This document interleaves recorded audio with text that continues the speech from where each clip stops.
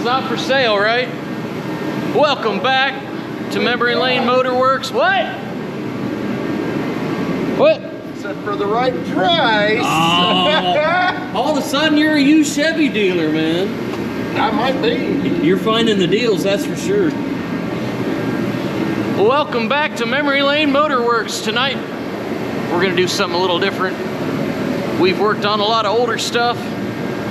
That's kind of the name of the channel, whatever you want to call it. Tonight, we're gonna do something a little newer. What we got here, 2010 GMC 2500 HD. Let's get into the story. Buddy calls me up Wednesday night, says, found a truck. I said, okay. He said, I get off work at 4 o'clock in the evening. I'm gonna go get it. I said, that's cool. Yeah, I look forward to seeing it. I'm happy for you. Where's it at? Oh, it's out of state. I said, let me get this right.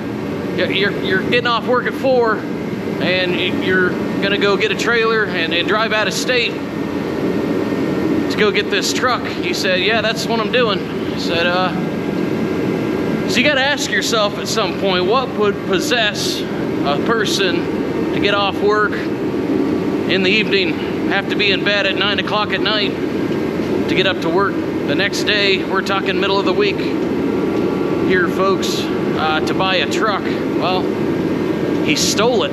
That's why. Let's check this thing out.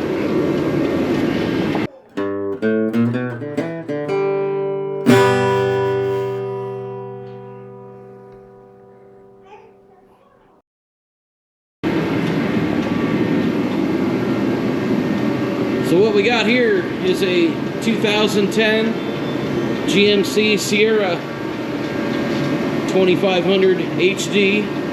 It's the 3+3 edition.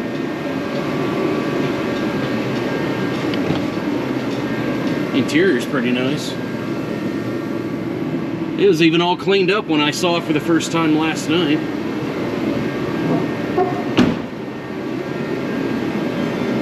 It's also a 4x4. Look at the tires on this thing. They're like brand new. Aftermarket, I don't know, Dick C-Pec wheels, whatever, something to that effect. Now you may think, boy, this thing's a little rough around the edges. You gotta remember, guys, I live in Ohio. This is like a week off the showroom condition here in the salt state of Ohio. So it's really not that bad for what we see driving on the roads every day.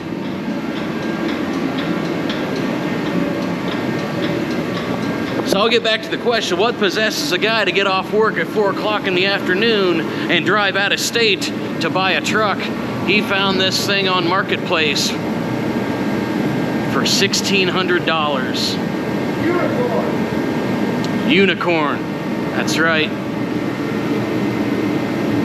1,600 bucks he picked this thing up for. Had some transmission issues. Well, he got down there, it drove on the trailer just fine. It drove off the trailer just fine. He was even driving it around town, came and picked me up. We were coming down to the shop last night to do a few things. It's only a level 1 out. Everybody's going 35, 40 mile an hour down the road. All of a sudden, something goes ping, and we're stuck in second gear doing 35, 40 mile an hour, tacking like 4,500 RPM. Temperature's rising. We're tensing up a little bit. Tell you one thing, it was a good night to be driving slow. It made it here. It was about a 20-mile venture. We got it down here. My buddy, he has a tendency to not mess around with this stuff. He woke up today, got back on Marketplace, and went and found a brand new to him used transmission 6L9. So, as previously mentioned, my buddy tends to not mess around. GM Repo. Nice. It's supposed to have how many miles on it, Chris? 24K. 24,000 on the transmission. Torque converter looks newer. So, as I was saying, he tends to not mess around. Tonight's project is, how many hours can two rednecks do a transmission swap in a pickup truck with no lift other than the one that's on the truck, and some hand tools, and oh, there's a motorcycle jack we're going to use that doesn't have wheels. That's okay though. So I think the goal here is the plan. I'm going to put this on a time lapse, keep track of the time. Right now is 9 o'clock. Let's see what we can get done.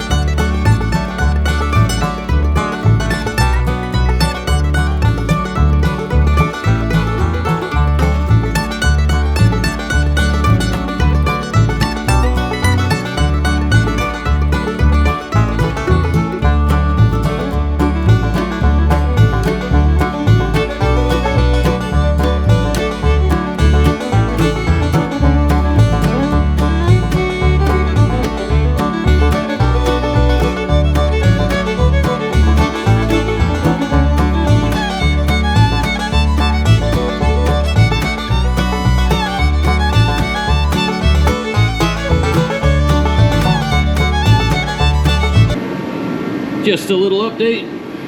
It is 9:36, roughly half an hour in. We got the drive shaft out, exhaust is dropped, starter's out.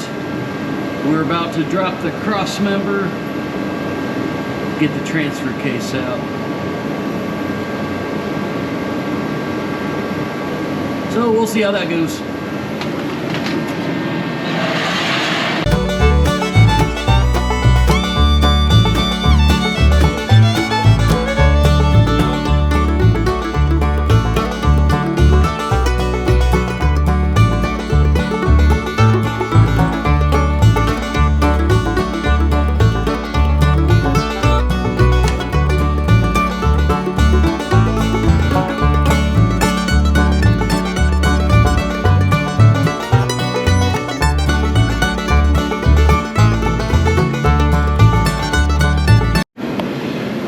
Got updates.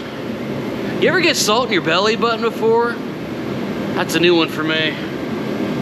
10:19. Transfer case is out. Hour and 20 minutes in. All we have left, All we have left is the bell bolts, and the transmission will be out.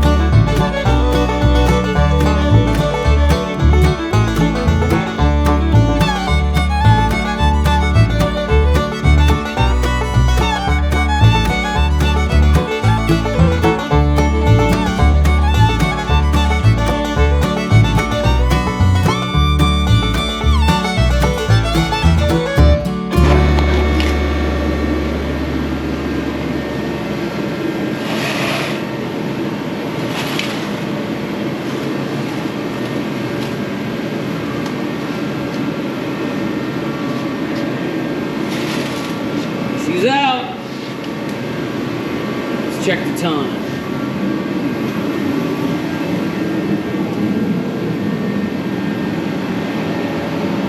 11:18. 2 hours, 20 minutes.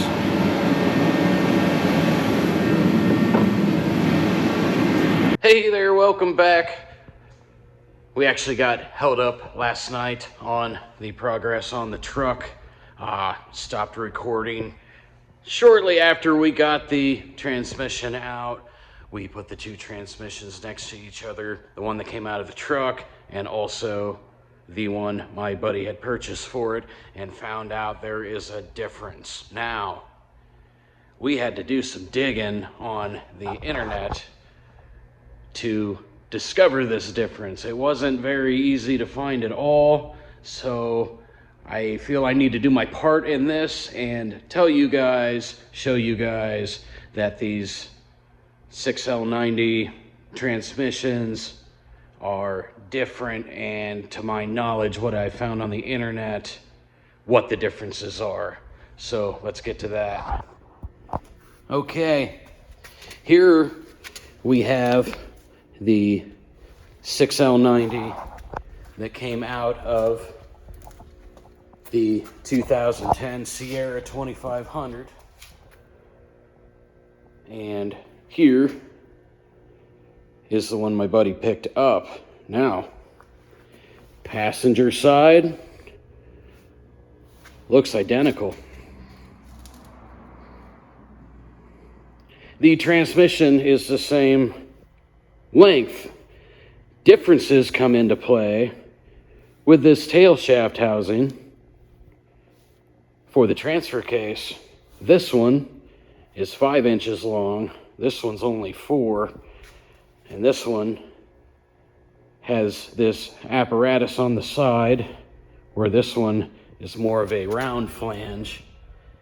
From what I've read, they've added this to add strength to the maybe new transfer case in 2011 versus the old style. I guess this is 2007 and a half or 2008 to 2010 model.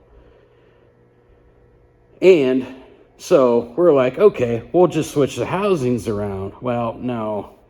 Not only is the housing an inch longer, the output shaft sits flush on both of these transmissions as well, meaning that that output shaft is an inch longer than that one. It would shift the whole assembly back, and the truck, long story short, it would not work. But it goes deeper than that. It's not just this transfer case housing here. The whole side of the case has got a different profile to it. If you can see this one on the older one, it's got this straight down edge, where the newer one here kind of bulges out and follows this adapter bracket here for the transfer case. So, while this video was initially starting out a time lapse, let's get this tranny swapped out and see how fast we could do it. It has now evolved into a, hey, I need to make people aware that a 6L90 is not just a 6L90. Do your homework, folks. And like I said, we were digging on our phones for half an hour, 45 minutes before I even came across this article that I will attempt to link to in the description to find this out.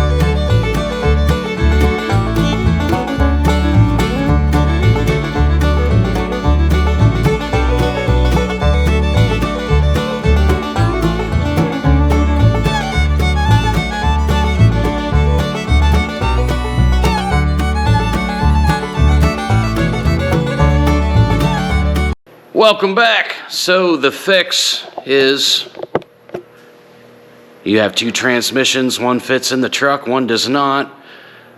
You tear them both apart, make one good one. So that was today's project.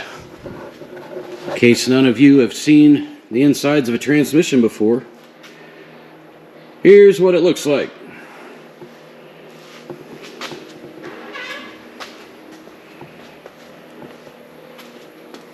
So we got them split both apart.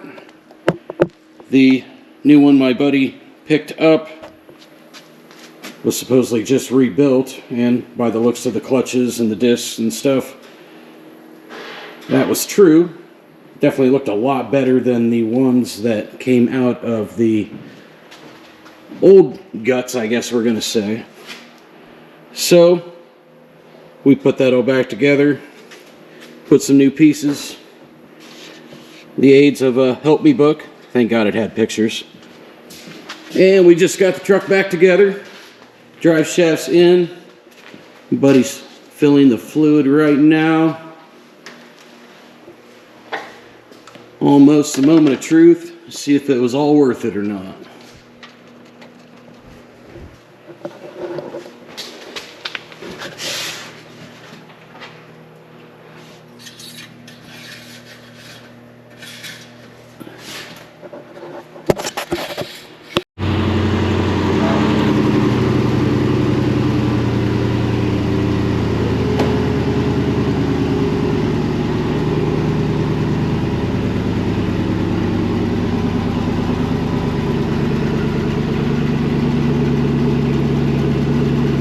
No leaks so far.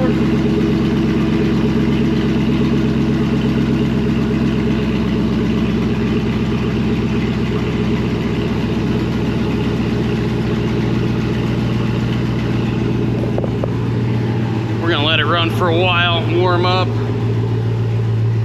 It's the proper way to check the fluid level before we put it into gear. So that'll take a couple minutes. We'll be back in a bit. Alright guys, so this is transmission out one night, rebuilt the next day, and installed that night. And hey, we're not a transmission shop, so will it go into gear? We're about to find out. Oh yeah. Now will it move? It's moving. You got fluid everywhere. I'm just kidding. You're good. That was priceless.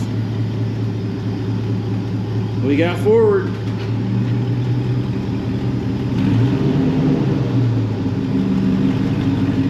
Give her one. Let's hear it.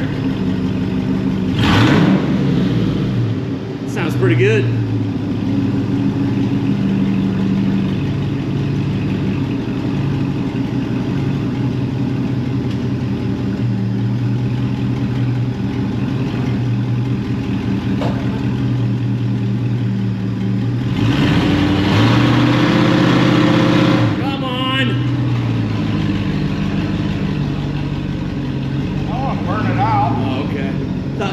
Thought you were going to do a burnout.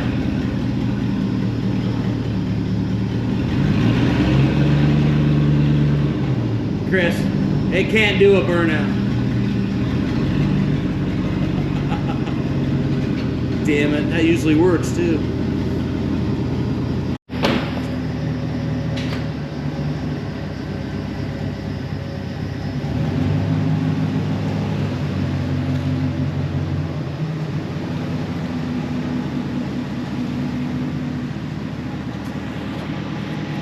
We got reverse. We got first gear. Second.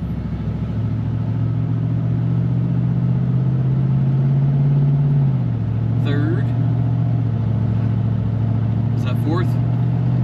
Maybe. Fifth with a little hesitation.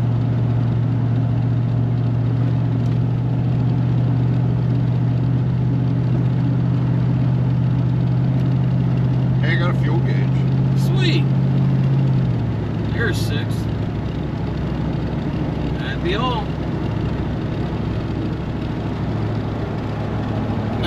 job, Chris.